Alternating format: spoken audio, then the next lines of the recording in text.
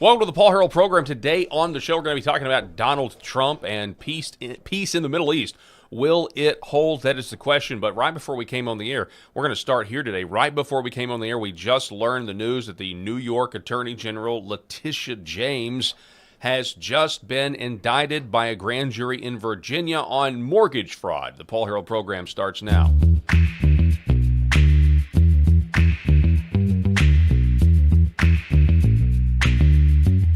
The Paul Harrell program. All right, folks, thank you so much for being with us. We can't do the show without you watching, so we appreciate it. We're up and broadcasting over on X American News, as well as other platforms as well. We really do appreciate it. As always, I'm joined by my co-host, Rob Spencer. Rob. Paul, it is an honor to be here. I was in a little bit of a mad dash to jump in here, running a little bit late today. But you did it. You're here. I made it. You yelled down the hall just a second here at the studio, like, "Hey, Rob, you good?" We're going live. We're live. Let's do it live. Listen, ding dong, the witch is dead. The witch. I'm just telling you, anybody who has looked at the New York Attorney General Letitia James's face, her smug face, the person who ran on, "I'm going to get Donald Trump." Yeah, that's right. She did. I forgot about that. She ran on, "I'm going to get Donald Trump." And then she brought this BS thing saying that Mar-a-Lago was only worth $26 million, that he overvalued his assets. And lo and behold, what do we have here? Everything the Democrats accuse us of, the conservatives, they are guilty. I believe they call that projection, Paul. Yeah, that is exactly right. It is a form of projection. I think what we should start with, though, is the bitter pill that people like the CNN, this is them reporting of the news of Letitia James being indicted. Again, the news was just handed down, I don't know, about 25 minutes ago. Senator, I'm going to ask you to stand by for me for just 1 second, and I would like to come back to the senator to get her to react to this immediately, but we do need to get to this breaking news out of the White House with Kristen Holmes. Kristen, I understand we have some legal breaking news. Yeah, we have just learned that New York Attorney General Letitia James, who obviously brought the charges and won against President Donald Trump, has just been indicted by the Department of Justice. This was a case that President Trump wanted to be brought. It's a mortgage fraud case, and it's also what led to the leaving of the U.S. attorney in the Eastern District of Virginia, Eric. So Senator, you can already tell how they're covered. They have to report it, but they're going to report it on the basis of this is a vengeance. Oh, yes. Which, at this point, I don't really care what you call it. I don't care. I don't give a damn what you say, Democrats. Yeah. You can say this is retaliation. You can say it all you want to. I mean, I'm fine if it is retaliation when you have somebody that go out of their way to use the justice system against somebody just because you don't want them to run for office, and then the guy wins. This is just what happens. This is not complicated, especially if you've got skeletons in your own closet. Then this is obviously turnabout's fair play, and they've got her the documents dead to rights. Do not go after someone for mortgage fraud if you are committing mortgage fraud. It's pretty straightforward. Right, and you're an attorney general, like you're going after the private citizen Donald Trump. Mm-hmm. You were going after a businessman. Let's just be honest, man. You're going after a businessman. I've said this before. You say, well, he inflated the value of his buildings, right? All right. You got two identical buildings standing next to each other. One of them has in all gold letters, right? Because it's always got that, Trump across the top. Trump Tower, Trump Plaza, Trump Hotel and Resort, whatever it is. You got two identical building standing next to him. One has the Trump name on it. Which one is worth more? You're a fool if you don't believe that 5-letter word carries value. Of course it does. He is the most recognizable person on the face of the planet. Yeah, I mean, and he was even before he was president of the United States. Correct. Which is when all this was going on. I mean, gangster rappers used to rap about him in their songs because they wanted to They want to be Donald Trump. Barack Obama famously said, hey, that's the American dream. We all want to be Donald Trump, right? Mm-hmm. Aspire to be more. So for you to sit there and say that building is not worth what he said it's worth, when the bank did their own due diligence, the bank said, hey, we have done our own appraisals of this, and we are fine with giving him this loan, right? And then he paid it back with interest, of course, because that's why a bank gives a loan, is that they're earning the interest. And, oh, by the way, he paid it off early, which the bank probably didn't like, right? Of course. Because you pay it off early, that's less interest that they get. But for the most part, the Chase Bank, the CEO went on there and said, we want to loan him more money. Yeah. We want to loan him more money. What do you mean we were ripped off? I don't think there's going to be anybody from the bank testifying on Letitia James' behalf like that. Oh, no. In the coming trial. No. Yeah. So Nick Sorter. We already know the news. This is now the second indictment. Obviously, we got James Comey first. Now Nick Letitia Sorter's been in the news a lot this week. Yeah, he was in front of the White House cabinet, or the Donald Trump's cabinet yesterday. We didn't get to that story yesterday, but obviously he was arrested, I think, twice now in Portland, and because they're favoring Antifa over there. And in the video. Yeah, go ahead. Well, and the video evidence proved that not only did he not commit a crime, he was the one that the crime was committed against. That's right. And in that meeting yesterday, not only did Trump say that, they're designated Antifa a terrorist organization, he also committed to designate them an international terrorist organization, which all of a sudden opens up a whole nother range of tools, because one of the things that they talked about was how much they even named names of foreign billionaires that are financing if they're funding it. Antifa. Yeah. And so if they're, one guy was from Switzerland, I think, and others. And so now if they, in fact, do that, and he told Marco Rubio, go do this, go make them an international terrorist organization, that's bad news if you're Antifa. And all the left's out there saying, Rob, Antifa's not an organization, it's just an ideology. And that is just That's not true. A total lie. You're not in the chat rooms. You're not in the message boards here where they are completely organized. They have their own what's her face? Oh, I can't remember. She was just talking about how they have like these sort of safe houses near whatever demonstration they're about to do. Call it Seattle, right? And they've got these safe houses, and these safe houses cost money, right? And there's food there. They're allowed to take showers there. There are materials for them to make their signs and do all of their stuff. And you're like, okay, somebody's funding this. This is an what is the definition of an organization? Something that is organized into one central thing. Yeah, it's like, the mafia. That's not, they're not a mob. They're just family. It's just a bunch of families together. No, right? There's not a hierarchy. There's not. You don't say certain things because it means a certain thing. No, that's just. I can't help. My knee-jerk reaction is I go to movies because I love movies. But it's like, I always reference how our cities are looking like Gotham. But in terms of Antifa, I think Antifa and the Foot Clan.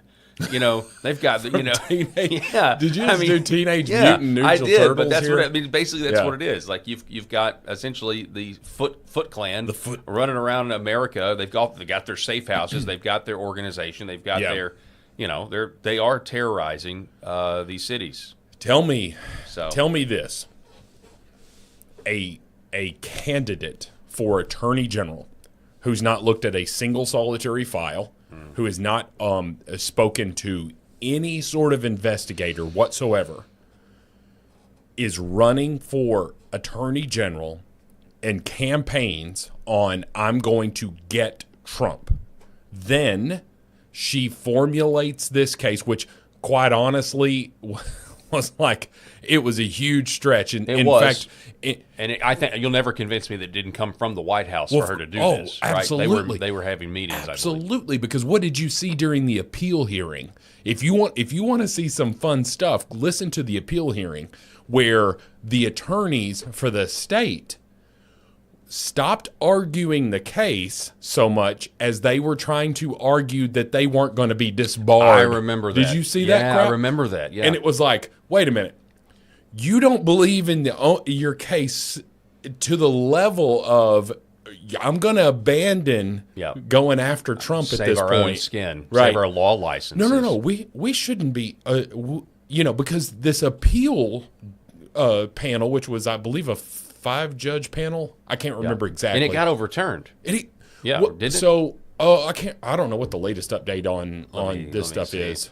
I do know that the financial penalty was overturned. Okay, right. Okay, but I don't know what all's been overturned. But I can just tell you this: you had a candidate for attorney general who campaigned on getting one person when she hadn't looked at a stitch of evidence. Then she goes and formulates this case. And you want to tell me that that's not an abuse of power. You want to tell me that that is not an abuse of an attorney general using the power of her office to get a political opponent.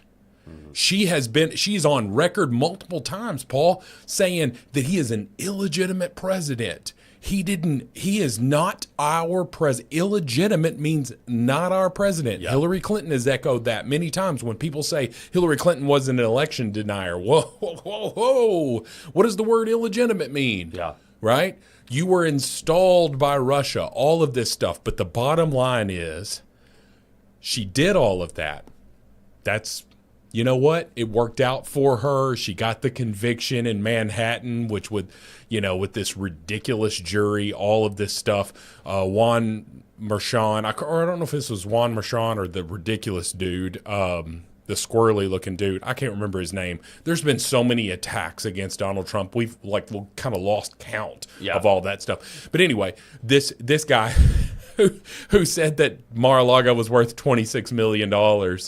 And, we talked about it yesterday, how there was an empty parcel of land really close by for $200 million. Right. And it doesn't even have a building on it. And it's like a fourth the size of Mar-a-Lago. And you're like, okay, well, yeah, sure. That $26 million, there'd be a lot of people trying to sign up for a check with it. But the bottom line is Letitia James overstepped. She got the conviction, which was like this, feather in her hat. But all the while, she was guilty of the thing, allegedly. Herself. Well, maybe you can shed some light on this. So, Sure. Mila Joyce is absolute proof that New York Attorney General Letitia James knowingly committed mortgage fraud. She legally certified she would move into a small apartment complex, and she never did. Owner-occupied residences save you hundreds of thousands of dollars in interest. She's cooked. And then she says this. Even more, there's another you thing can with speak that. to this as a real estate, as the owner of a real estate company. I was a loan officer for a couple of decades. The difference between a 4-unit and a 5-unit is tens and tens of thousands of dollars. Break that down for us, Rob. I don't know what that means exactly. Great question, Paul. Glad you asked. So if I am selling a 4-door unit, so think of it in terms of doors, how many doors are in that unit? If I am selling 4 or less, so a quadplex, a triplex, a duplex, or a single family home, 1, 2, 3, or 4, that is considered residential. Once you cross 4, it is considered commercial. It is a huge threshold because now everything about that is commercial. You can actually buy a duplex with an FHA loan and live in one of or a VA loan. I don't know that you can do it with FHA loan, but you can do it with a VA loan, which is government insured loan. You can live in one side of that duplex and rent out the other side of that duplex because it's considered residential.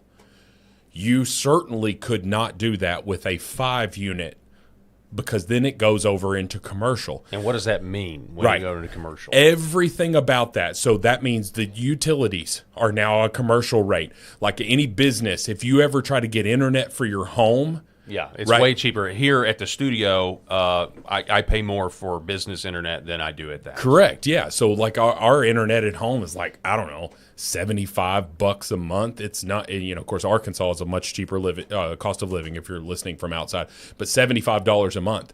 But our office, we pay $250 a month and it's this, like my house is bigger than my office for my real estate office.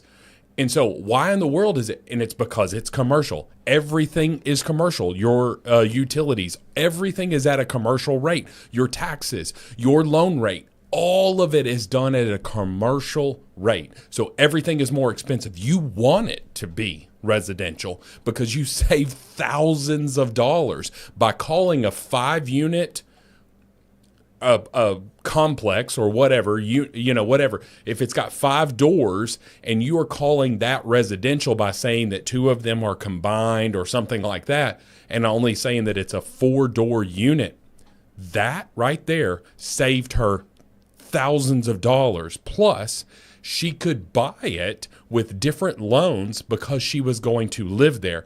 If it's 5, it doesn't matter if she's occupying one of them. Yeah. But if it's 4 and she's occupying one of them, she's got a whole host of loan programs, lesser down payments for some of that stuff, and way better interest rates. She scammed the system for thousands and thousands of dollars, and that's why she was arrested. Wow. Indicted.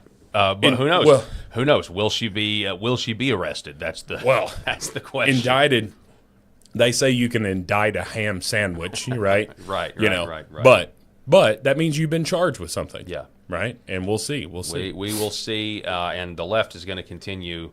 I mean, they're going to be in total meltdown mode for a very long time here. So I'll check in periodically through the rest of the show, see if there's any updates on it. But couldn't have happened to a nicer person, Paul. Yeah. Well, yeah. I certainly agree with that. But the whole headline of the show today, before we had this breaking news, is there's a peace agreement that has been agreed to via Israel and Hamas. The president says, "I'm very proud to announce that Israel and Hamas have both signed off on the first phase of the peace plan. Blessed are the peacemakers." He made the announcement on Truth Social. Matter of fact, when we were just referencing this Antifa roundtable, there was a point where Marco Rubio whispered in Trump's ear, "Hey, I think we've got the deal. You're going to have to leave soon." Yeah, while Pam was talking, Yeah. Pam Bondi, right? So here is President Trump from earlier today talking about what is being hailed, even by the mainstream media, is a historic agreement. You know, last night we reached a momentous breakthrough in the Middle East, something that people said was never going to be done. We ended the war in Gaza and really, on a much bigger basis, created peace. And I think it's going to be a lasting peace, hopefully an everlasting peace. Peace in the Middle East. We secured the release of all of the remaining hostages, and they should be released on Monday or Tuesday. Getting them is a complicated process. I'd rather not tell you what they have to do to get them. There are places you don't want to be, but we are getting the hostages back on Tuesday, Monday or Tuesday, and that'll be a day of joy. I'm going to try and make a trip over. We're going to try and get over there, and we're working on the timing, the exact timing. We're going to go to Egypt, where we'll have a signing, an additional signing. We've already had a signing representing me, but we're going to have an official signing. So a couple of things about this. I was reading the redacted newsletter because I'm a subscriber there, and a lot of times you don't want to do that. We have, we have a much smaller show than they do, but I don't really care. I'll cite whoever. But they were saying, hey, is this going to be a lasting peace? We're not really sure. But they cited this tweet by Benjamin Netanyahu, where he says, "I thank from the depths of my heart President Trump and his team for their mobilization to secure the release of the hostages."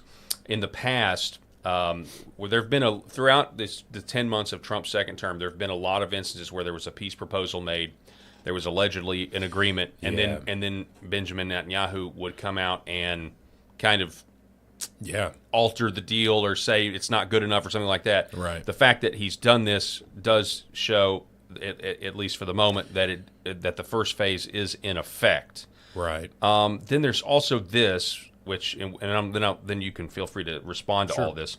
Marco Rubio gave a breakdown today about what Trump was doing behind the scenes, and apparently it was a lot of intense phone calls. Yeah, I've not seen this. I don't know one day perhaps the entire story will be told about the events of yesterday, but suffice it to say, it's not an exaggeration that none of it would have been possible without the President of the United States being involved.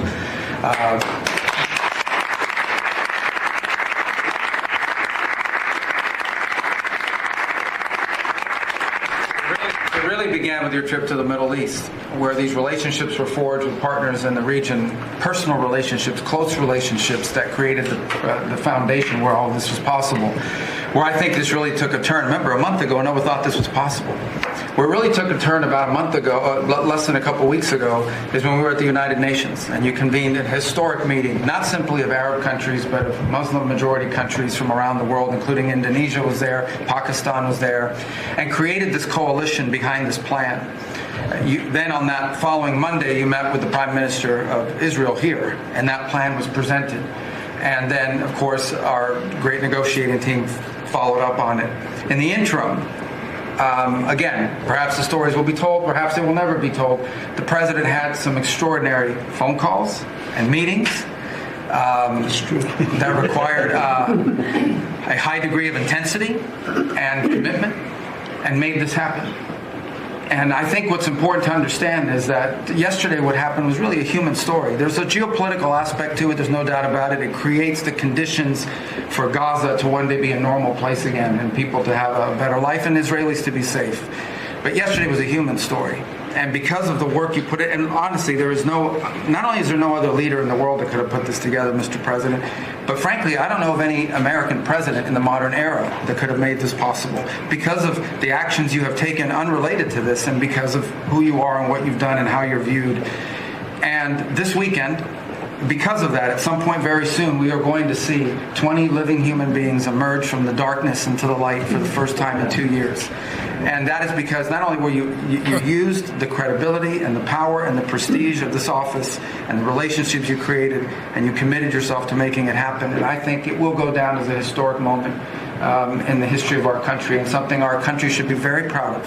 That we have a president that's committed to not just peace, but to the human aspect of reuniting these families. My last point on this is just a couple of days ago, Secretary Lutnick hosted us all, many of us, at the Kennedy Center.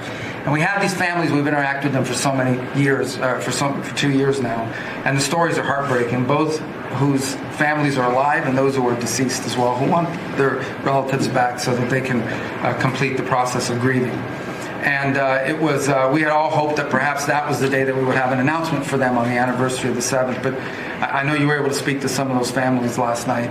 And I just hope the whole nation understands how incredibly proud they should be of their president and of their country for the role that they've played. And I don't want to let this moment pass, Mr. President, without also noting the incredible work of Steve Witkoff and Jared Kushner. They're an incredible team working together, facing some substantial impediments to even being there this weekend and doing it.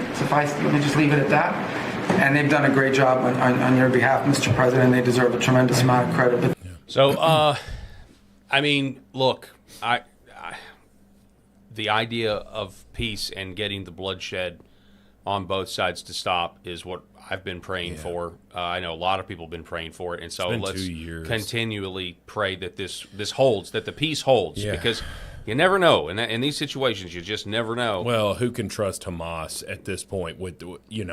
They've done so much in terms of using the Palestinians as human shields and yeah, I mean, I see that. I hear your point there. I'm not on the ground there. Right. I can only go by what the reports are saying. I know, and the reports would have everybody believe that everybody over there is a human shield, which is just not the case. I don't believe that. I do believe that there is a political consideration to be made with what the state of Israel is going through politically in terms of, there are people there. There's different political parties, right? Sure. And so there has been, I've noted this before, that the similarities between Ukraine, the war ending there, and the war ending in Israel, if they end and there's peacetime, there's a chance that both of those leaders are no longer going to be in power. Sure. And so that is something that has to be considered because Benjamin Netanyahu's, being investigated, and there's been protests in Tel Aviv and that sort of thing.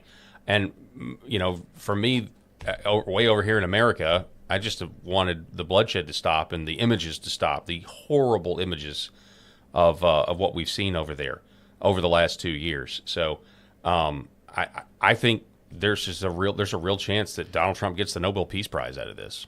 Well, you and I were texting back and forth about this today, Paul, and I just tried to say, when you think about this is just one of the, 8 or 9 conflicts. Now, obviously, those are much less publicized, but there are so many conflicts that he has been credited with, offering the peace.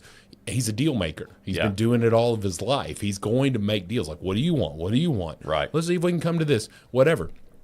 And if this is a lasting peace agreement in terms of more than we got to get the paper signed, you got whatever it is, whatever the protocol is, if you can actually get this thing done, which it seems as if that's where we're heading, right? By Monday or Tuesday, we have those hostages back, and I think after those hostages are back, you can say, okay, let's put the pieces back together here. Let's rebuild Hamas. Well, and go ahead. But I wanted to finish that point and say, but if he doesn't, because if those hostages come home, even some of them are just bodies at this point, right?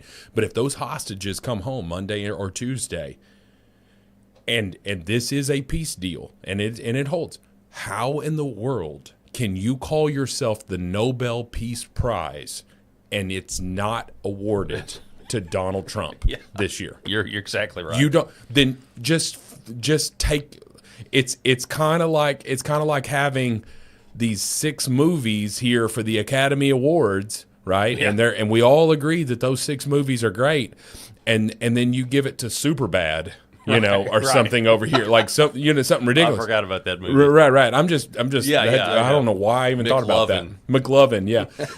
You're giving this to just somebody random versus the president of the United States who has been instrumental in ending all these conflicts. Yep. Don't call yourself the Nobel Peace Prize if he doesn't get it. Yeah, I would agree. But to the point about rebuilding, and I'm sure this will be controversial with some, but when he did take his initial trip to the Middle East, I don't know, what was that, 6 months ago at this point?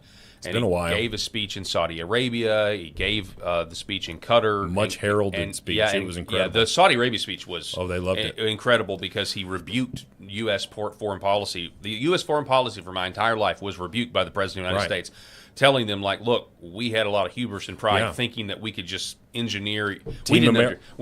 Team America. Yep. We didn't understand your culture. Yep. We thought it was inferior to the point where we could just, come in and you guys would be all for democracy. Here, be like whatever. us. Yeah. Be like us. It was incredible, and he took some criticism for that. But he allegedly, or this is what we're hearing from Rubio, is he forged all these relationships and then basically called in all the favors, all the relationships to try to get this done. And now he's saying that a lot of this money from these Arab states, these Muslim states, are now going to go in and rebuild Gaza. Yeah, I mean, look, I don't think people, you average United States citizens realize how much money flows through the nation of Saudi Arabia.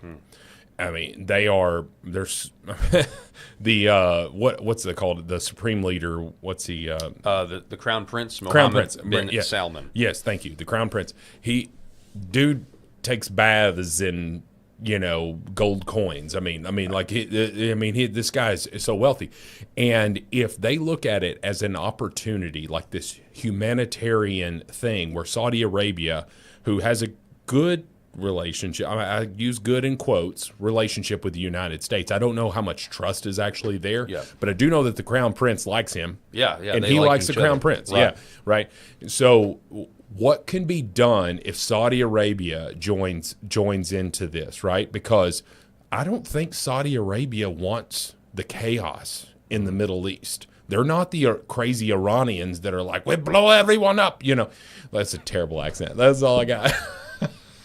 My dialect coach from college there would be like, that's awful. But anyway, I think if United States looked at it and said, hey, what can we do in this region? I don't believe turning it into golf course, Well, country club. I think the important idea. thing is we don't need to spend a dime there. Yeah, no, I agree with that. Although you could. I mean, we did finance the weapons that that flattened it. So, we gave them the weapons to fight against us. But here's Trump talking about the rebuilding process. Slowly redone. You have tremendous wealth in that part of the world by certain countries, and just a small part of that, what they make will do wonders for Gaza. And I think you're going to see some tremendous countries stepping up and putting up a lot of money and taking care of things. But there's tremendous spirit like I haven't seen. And So yeah, that's that clip. So anyway, I had a clip here. Hang on one second, Rob. I'm going to give you the screen while I pull this up first. Well, hang on, I'll give myself the screen. Sure, that's fine. I do want to. Weirdly enough, let me find the bookmark here because there's something I bookmarked that I forgot to pull. Yeah, here it is. I can't believe this happened. This is today. Is today the 9th? Yeah. Yeah. So this morning, ABC News posts this. On this day in 2009, Barack Obama won the Nobel Peace Prize for what the Norwegian Nobel Committee called his extraordinary efforts to strengthen international diplomacy and cooperation between peoples. So what did he actually do? He did nothing. He gave some speech in Germany, Yeah. I think, like when he was campaigning, or maybe, I don't know, Egypt. Maybe he gave a speech in Egypt. Yeah. That's about it. And he got the Nobel Peace Prize immediately. I really wish someone would buy ABC News from Disney. Like because ABC News used to be such a big thing, right? CBS News. Well, growing up, NBC. it was in my household. Right. It was trusted, you know. It was trusted when it's on the big three. Yeah. Right. And then you got the crazies on the networks, right? Like Fox News, which came around in the mid '90s, and all that stuff, and MSNBC and CNN. Yeah. CNN used to be like, look, let's rewind 30 years. What was CNN? Yeah. Right. I mean, all journalism has always had a leftist lean to it. Yes. But CNN was pretty middle of the road on a lot of this stuff, Back in as the I day. remember. Yeah, as I remember too. I mean, who knows what I would see now? Right, if you watch the shows. I just don't trust anybody, and Yeah. so many don't. But to be as tone deaf with that, and like even if you're going to post that and just say on this day in 2009, President Barack Obama won the Nobel Peace Prize, such and such and such, as do the link.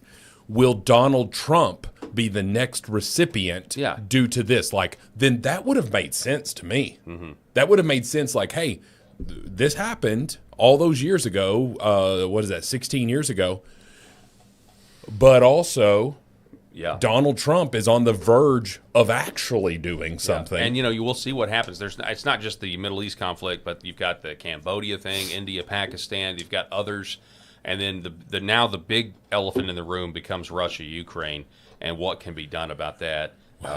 And so I don't know. We'll see what happens. Oh, everybody was just loving this man. His first term, he was like, "Oh, the first black president." Although I've always they always just say like he was the first black president, but he's of mixed race. Yeah, and it's why is I will never understand that. And there was is it Officer Tatum, who's a great follow Officer Tatum on everything. Former police officer who is now just conservative podcaster and all that stuff. And he's fantastic follow. But he was just maybe talking about. He's like, well, we've never had a black president. And I'm attributing it to him. I think it's him, but it may not be. If somebody going to correct us in the comments, that'd be great. But he's like, we've never had a black president. And it was like, well, yeah, we did. It was Barack Obama. He's like, wait a minute, Barack Obama's, I forget. His mother was white, and his father was who knows. Right. No, I mean, he was black, but right. But regardless, and it was just like, so why are we just discounting the white mother? Mm-hmm. Like why do we discount this? And I, of course, then it would get into like who's a pure blood and all that stuff. But regardless, my whole point of it is he was the darling of the media. Yeah. Right. He could do no wrong in his first term. And if you want to listen to some of his speeches in his first term, that was what you and I used to be. The Democrat, the liberal that Barack Obama was in his first term, with few exceptions. What did he famously say? There will be no lobbyists working in my administration. Yeah. And that was obviously a total lie. They were never not lobbyists. Oh, they were always there. He hired them all. Yeah, you know? every one of them. was You know, just what a he bunch of said lies. versus what he did obviously was two different things. But this man was just like, hey, Congress, you don't like my executive orders? Then fix this immigration system. Yeah. Write a bill. Otherwise, I'm going to shut this stuff down. And he was known as the deporter in chief. But on the idea of world peace, just think about it. He got the Nobel Peace Prize, and ever since then, the world has become more and more dangerous, more and more conflicted. Yeah. There's just been more wars in the last decade than ever. So it's just it's a total joke, 100%. And then let's see here. Where do we want to go from here? Okay. Anyway, so continue to pray for peace.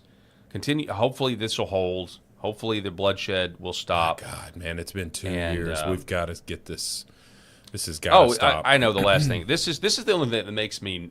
I don't know why it makes me nervous, but the fact, Rob, that the mainstream media are all talking about how historic this is and saying that this is good for Trump. It's just.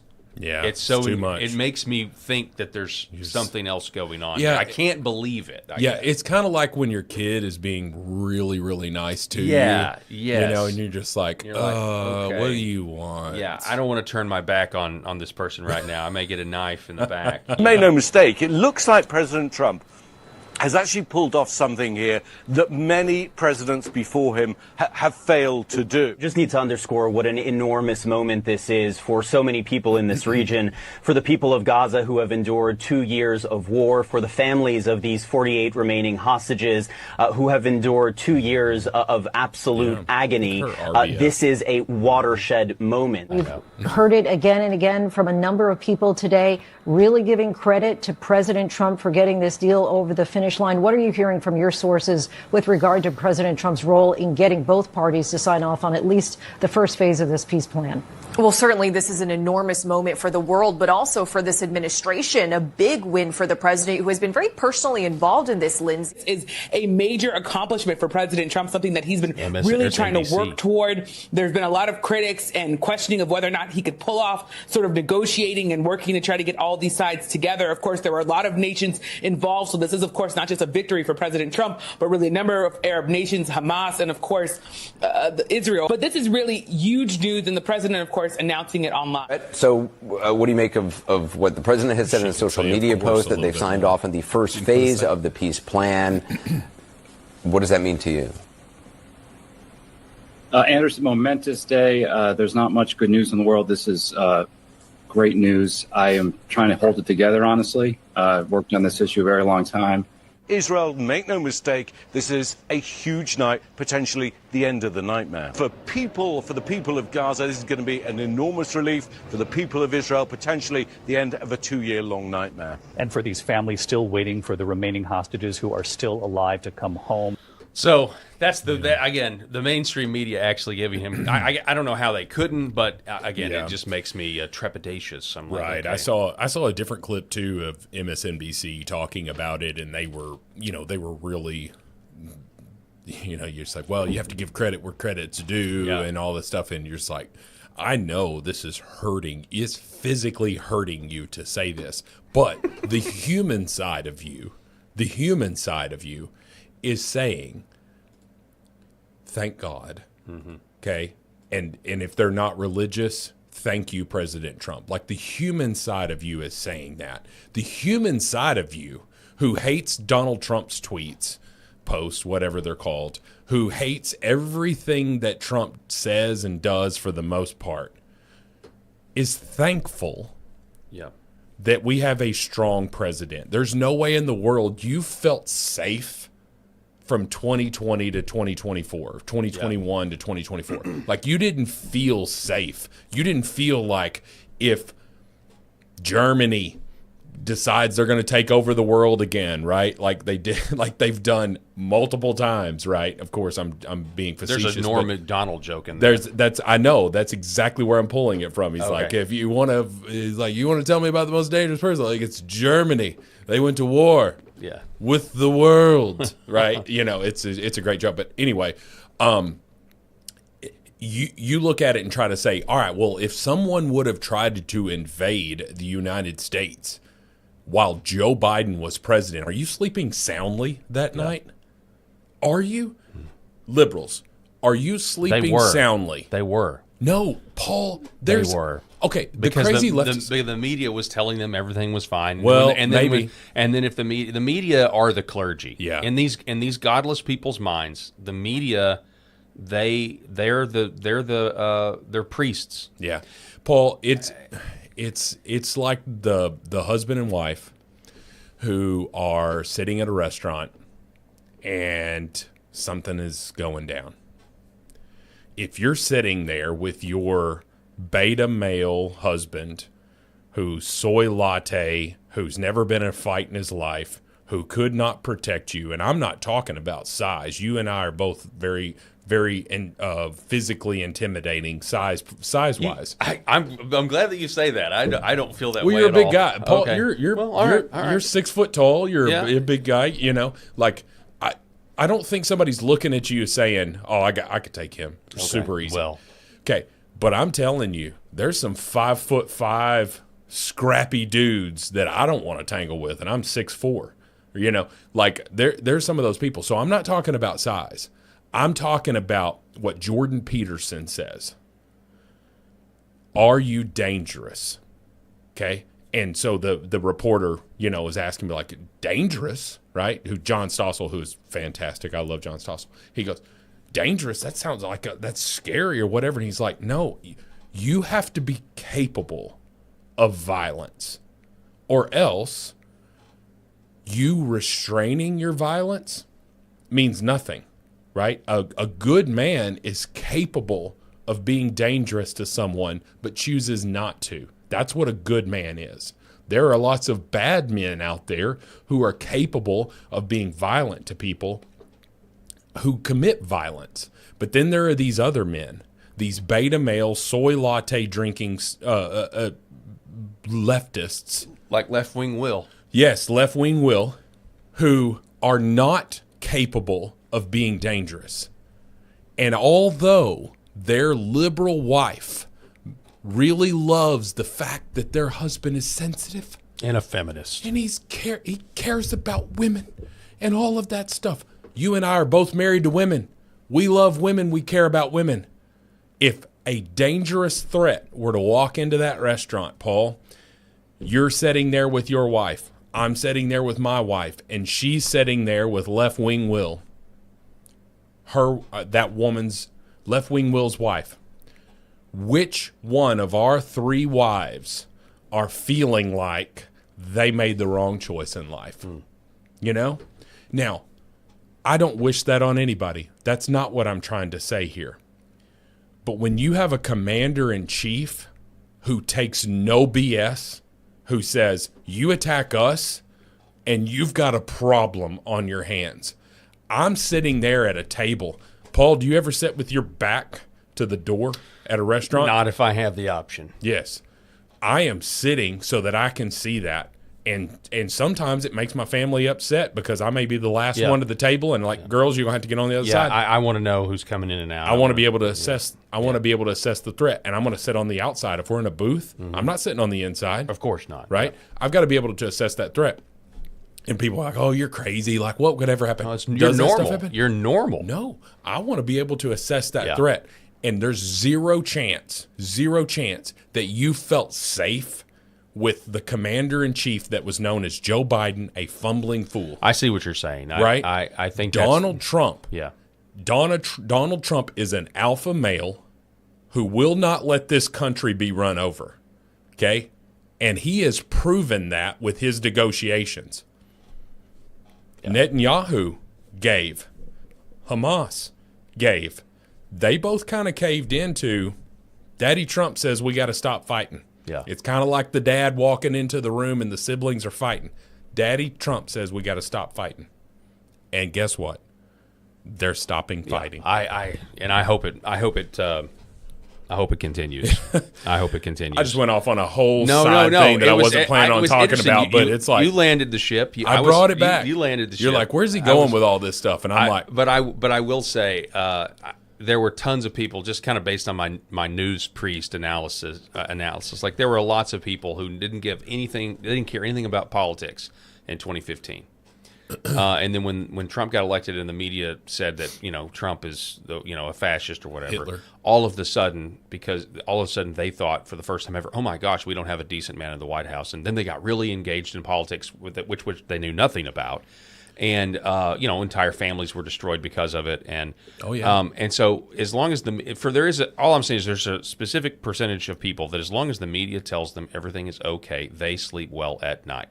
And it's because they are blind. That's all I'm saying. Paul, I just don't think that the people are like the Martha Radisson interview with J.D. Vance leading up to the election and be like, well, just a handful of apartments were taken over by Venezuelan gangs. Like I think the even members that would consider themselves the leftists here, or at least Democrats, are looking at that saying, is she trying to defend the fact that Venezuelan gangs have taken over apartment complexes in the United States? Yeah, we're not safe. Don't tell me we're safe, Martha. Yeah. Real quick, I pulled this up. I'm sorry I've had this on loop forever.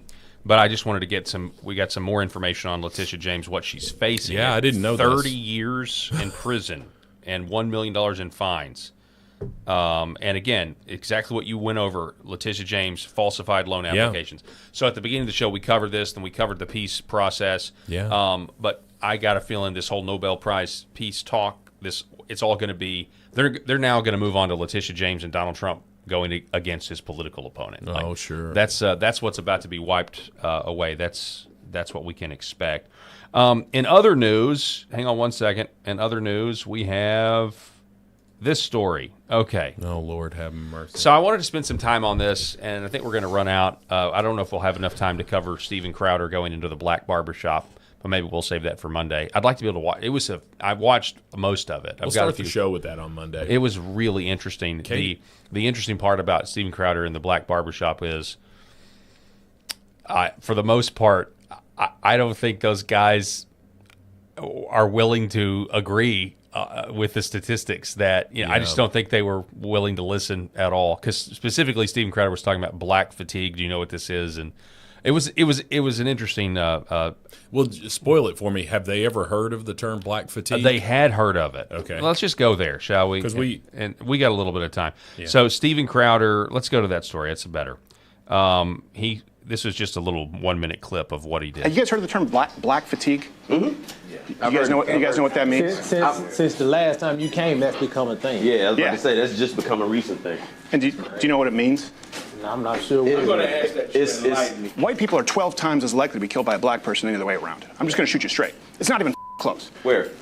Across the country. Ain't nobody coming after you. You know what I'm saying? Like nobody tripping on you. But these people in just as scared as the other folks. They are if they get on a bus. Not necessarily. They are if they get on a train. That lady wasn't in danger because that man was black. That lady was in danger because that man was crazy. Nope. Whenever we want to ask for equality and fairness, it's a problem. So white America. So it spends several $1 trillion. When is it enough? We're the bird. No. We're the bird. You're not stopping white America from doing anything. You know what? The bird just burned down $4 billion worth of cities and 60,000 assaults. No. There's 3 times to 4 times as much homework than the black kid, and the white kid does 2 to 3. Why? Because it's culturally, it's conditioned. Exactly. So why is it better parenting from Asians than white parents? Why? You said what? While we're having real talk, why do young black men fight in packs? My gosh, man! He's asking all the questions. I haven't watched it all. I think I watched like 30 minutes of it. Wow. And I remember different snippets of this part. The Arena Zaruska situation where that guy, you heard that one guy in the barbershop say that was because he was crazy, not because he was black, and he was like, nope. And I was like, okay, Steven's gonna convince this guy here. Yeah. And he didn't convince him, but Steven's argument was sound. His argument was this guy was let out. He had been arrested 14 times, and he was let out. And when the judge let him out, she specifically cited racial justice or race. She cited race as to the reason why he should be let out, and so that's his point. Yeah, she wasn't killed because he was crazy. She was killed because he was black. He was let out on the street for the sole political, social reason that black people can't go to jail because that's somehow racist. Well, he said, after he stabbed her, he went and said, I got that white girl. I got that white bee. Mm-hmm. Right. I got that white. He said it twice. I got that white bee. The issue there, and was it Ben Shapiro? I can't remember who it was. It was either Ben Shapiro or it was Greg Gutfeld who just said, quit calling this guy crazy. Mm-hmm. Quit saying he was crazy. Gutfeld, because he stabbed her and then took the very next opportunity to get off the train and the subway and fled the scene. Yeah. And was not trying to and you attacked a 100-pound soaking wet white girl. Yeah. Right? And you didn't attack, and we've talked about this on the show, you didn't attack somebody that looks like me. 6'4", 260 pounds. Like, you didn't attack someone who could fight back. Right?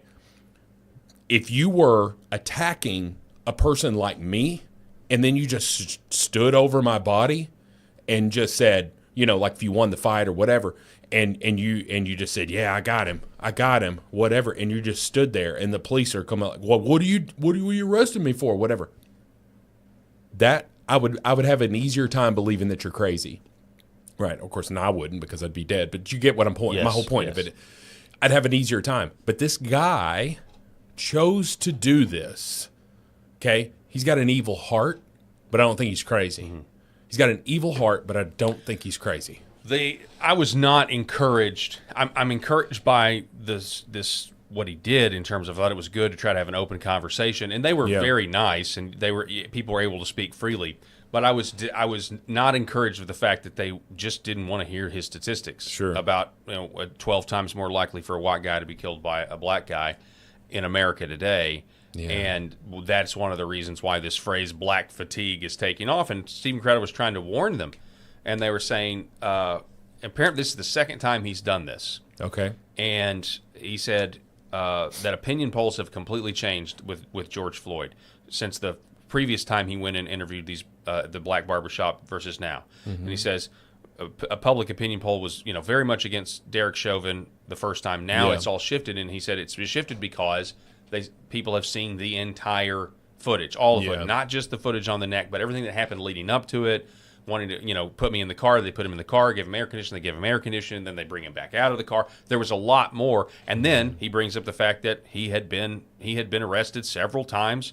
He had, pointed a gun at a pregnant lady, all that stuff. He had been arrested at her pregnant belly, right? And how he should not, if you really want justice for George Floyd, you should say he shouldn't have been out in the first place. He should have been locked up, and he'd still be alive today. Yeah. And it's just kind of like crickets on the other side. They're just not getting it. So, I don't know. I thought it's certainly getting a lot of clicks. I think that there are a lot of, law-abiding citizens, whether you're white or black, that look at it and say these statistics are concerning, right? I'm sure that there are a lot of law-abiding black citizens who are looking at this and saying, yeah, I've got black fatigue myself. I've seen it in the comments here. Yeah, he's warning about young people. Right. Why does my race commit 50% of all the violent crimes? Right?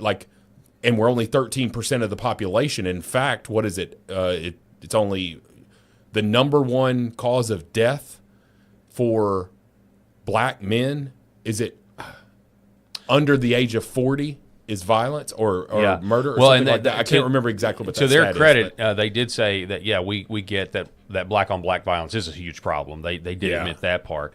But he is speaking really he says it's not so much my generation, but it's the generation that lived through Black Lives Matter and lived through COVID. Yeah. And you've got these white kids that, they're now not getting into universities and stuff like that because of DEI or affirmative action and that sort of thing. And so he really made a compelling argument. Here's another short 30-second clip of what I'm talking about. You have young white people who are getting more and more mad. I'm just telling you the truth. What they mad? And they have the guns. They're mad because this thing. Here's why. They go, look, I'm 12 times more likely to be killed by a black person than you are a white person. And you go, well, that doesn't count. They go, look, my dad's business got burned down. Yeah. My city got burned down. I've been accused of being a racist, even though I'm not. And I'm looking at this right now, and I'm not allowed to have an opinion, and I can't go into certain neighborhoods because I get my ass kicked, and then you just say, yeah, but you've had systemic power. That is a surefire way to breed racism. Ooh, he couldn't even let him finish that statement. He was trying to come in with his next You comment. should go watch the full thing. Let's see. I can't wait. How far did I get? It's on YouTube. I backed it up a little bit. I think I got 30 minutes in. But I mean, it was a fine environment. Everybody was fine. Congenial. I'll tell you this. Even if it's a heated conversation, that is great. That is a productive thing. And I give Steven Crowder in the wake a lot of Charlie Kirk for sure. Right. I give Steven Crowder a lot of credit for being able to go in there and talk about that stuff. But I also give those gentlemen, in that barbershop there, a ton of credit for being able to sit there and they're arguing their point, but they're arguing it from their perspective. Yeah. Right. And that's where those conversations have to happen. If you're shutting it down and just saying F you and walk, like doing what the liberals do on college campuses and throwing a milkshake at them or whatever, that is not going to lead to any change. I will say the guy on the screen here, the sunglasses, he was like one of my favorite parts when he talked, because he just would look straight ahead.